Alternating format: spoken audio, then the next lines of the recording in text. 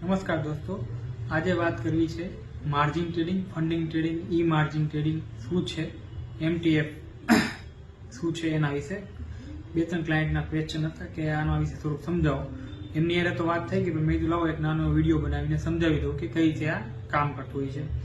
બધા બ્રોકરો એક ટ્રેડિંગ કરવા માટે, જે લોકો ટ્રેડરો છે એ ટ્રેડિંગ કરવા માંગતા હોય છે, એના માટે એમને એક લિમિટ આપતા હોય છે. એક્ઝામ્પલ તરીકે, ડાયરેક્ટ એક્ઝામ્પલથી વાત કરીએ તો કે એઝ એ બ્રોકર હું એક લેવરેજ આપતો હોઉં છું, બરોબર છે, કે ભાઈ તમે મારી પાસે 1 લાખ રૂપિયા લઈને આવો છો તો હું તમને 2 લાખનો સ્ટોક્સ લેવા દો.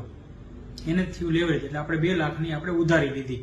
જે ઉધારી લઈ એની ઉપર એક વ્યાજ ચાર્જ કરવામાં આવે. મોટાભાગના બ્રોકરો 18 થી લઈને 24% વચ્ચે વ્યાજ ચાર્જ કરતા હોય છે.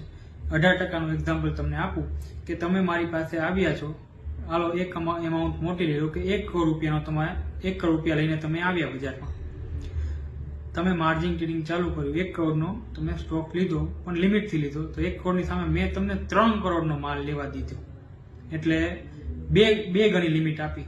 એટલે 1 કરોડ તમારા અને બીજા 2 કરોડ મેં તમને આપ્યા. એટલે તમે કેટલાનો માલ લીધો? ટોટલ તમારું ફંડિંગ થયું, તમારી વેલ્યુએશન થઈ 3 કરોડની. 2 લાખ મારા, 1 કરોડ તમારા. જે 2 કરોડ રૂપિયા તમે મારી પાસે લીધા છે એની ઉપર મહિને હું 1.5% પર ડે 0.05 પૈસા વ્યાજ ચાર્જ કરીશ. સાથે પર ડે લેખે જે માર્ક ટુ માર્ક સેટલમેન્ટ થશે એ પણ તમારી પાસેથી લઈશ. એક્ઝામ્પલ તરીકે અત્યારે આપણી વેલ્યુએશન, આપણી નહીં, તમારી વેલ્યુએશન 3 કરોડની છે, તો 3 કરોડની વેલ્યુએશનમાં 20 લાખનો ઘટાડો આવ્યો છે, એટલે 2 કરોડ ને 80 લાખની પોઝિશન થઈ, તો 20 લાખ રૂપિયા તમારે બ્રોકરના ખાતામાં, મારા ખાતામાં, અહીંયા ટૂંકમાં તમારું જ્યાં ટ્રેડિંગ એકાઉન્ટ છે ત્યાં તમારે રાખવા પડશે માર્ક ટુ માર્ક સેટલમેન્ટ માટે.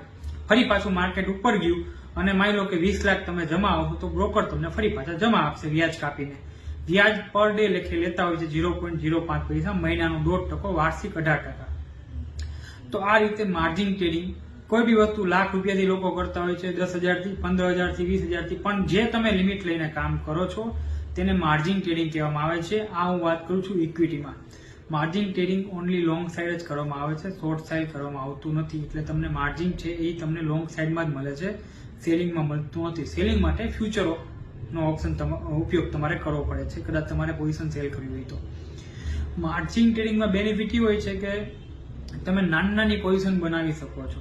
તમારી પાસે 1 કરોડની વ્યવસ્થા છે તો તમે 10 લાખના 10% કહીને ઇમાજીનમાં પોઝિશન બનાવો તો તમે બેનિફિટ ટ્રેડિંગનો કરીને લઈ શકો છો. એ તમારી આવડત કેવી છે એના ઉપર છે.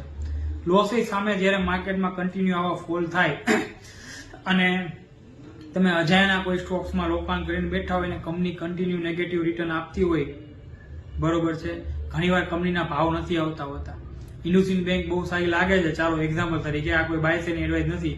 જે લોકો 1900માં લઈને બેઠા છે એનો હજી ભાવ આવ્યો નથી, તો એ બેઠા 2 વર્ષથી વ્યાજ ભરે.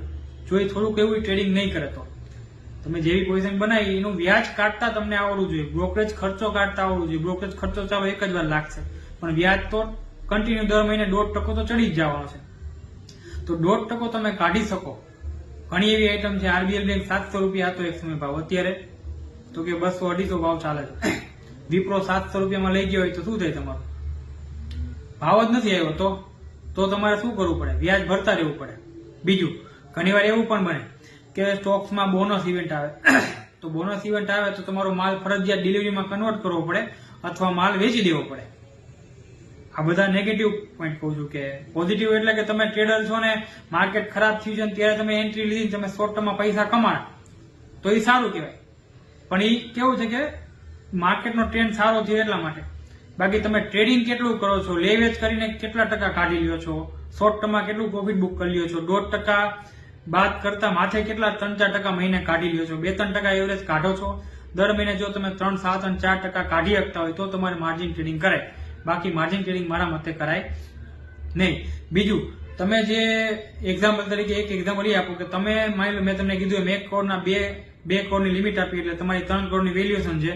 તમે વર્ષના એન્ડે પોઝિશન એક્ઝિટ મારી અને તમે એક 20 લાખનો નફો જનરેટ કર્યો છે, પણ એની સામે તમે માની લો કે 10 લાખનું વ્યાજ દીધું. તમે 10 લાખનું વ્યાજ દીધું કેમ કે 2 કરોડની પોઝિશન હતી, તમે 4 મહિના પોઝિશન કેરી ફોરવર્ડ કરી, તો તોય તમારે 1 મહિનાનું 3 લાખ વ્યાજ લાગે તો 4 મહિનામાં 12 લાખનું વ્યાજ ચડી ગયું તમારે, અને તમે એક્ઝિટ થયા તમે એક્ઝિટ કર્યું ત્યારે 20 લાખનો નફો લીધો તો 20 લાખનો નફો 12 લાખ બાદ કરો તો 8 લાખનો જ નફો થયો. હવે ટ્વિસ્ટ અહીંયા એ આવે છે કે જે 20 લાખ છે ને એની ઉપર તમારે શોર્ટ ટર્મ ટેક્સ દેવાનો છે ઇન્ડિવિડ્યુઅલ એકાઉન્ટમાં. ઇન્ડિવિડ્યુઅલ એકાઉન્ટ તમારું હશે અને તમે એ માર્જિનનો ઉપયોગ કરો છો તો વ્યાજ તમને માફી ક્યાંય મળતી નથી. ભલે તમે ફંડિંગ ટ્રેડિંગ કર્યું, તમે એમ કહેતો કે ભાઈ મારે તો નફો થયો ભાઈ 8 લાખનો, હું 8 લાખ ઉપર ટેક્સ ભરીશ, તો ના ભાઈ, 20 લાખ ઉપર ગવર્મેન્ટને 20% લેખે તમારે ટેક્સ ચૂકવવાનો, એટલે 20% લેખે ટેક્સ ચૂકવો એટલે તમારે 4 લાખ રૂપિયા ટેક્સમાં જાય, 16 લાખ રૂપિયા તમે કમાણા, 16 લાખમાંથી તમે 12 પેટી વ્યાજ ચૂકવું હોય, તમારા ભાગે 4 લાખ રૂપિયા વધે ભાઈ. તો આ બધો હિસાબ મારવો જરૂરી છે. ટ્રેડિંગ કરતા એમને ટ્રેડિંગ કરાતું નથી. ક્યાં સ્ટોક્સમાં રોકાણ કરો છો, એક સામથી મોટી લેવલ લઈને કામ કરાતું નથી. આ બધા થોડાક નેગેટિવ પોઈન્ટ છે.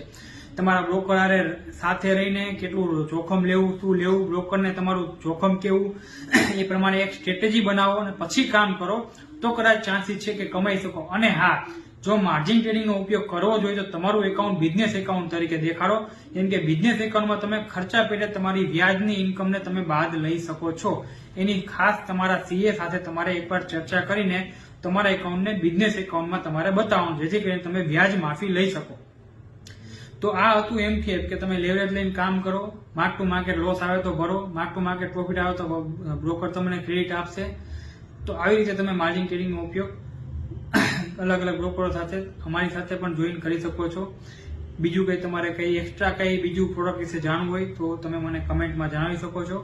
હું યોગ્ય માર્ગદર્શન, મારી પાસે જે પણ ઇન્ફોર્મેશન હશે તે તમને જણાવીશ. એટલે આ હતું માર્જિન ટ્રેડિંગ ઉપયોગ કરાય કે ના કરાય, તમારી અનુકૂળતા કઈ રીતે છે એના આધારે તમારે માર્જિન ટ્રેડિંગનો ઉપયોગ કરવો જોઈએ. ધન્યવાદ.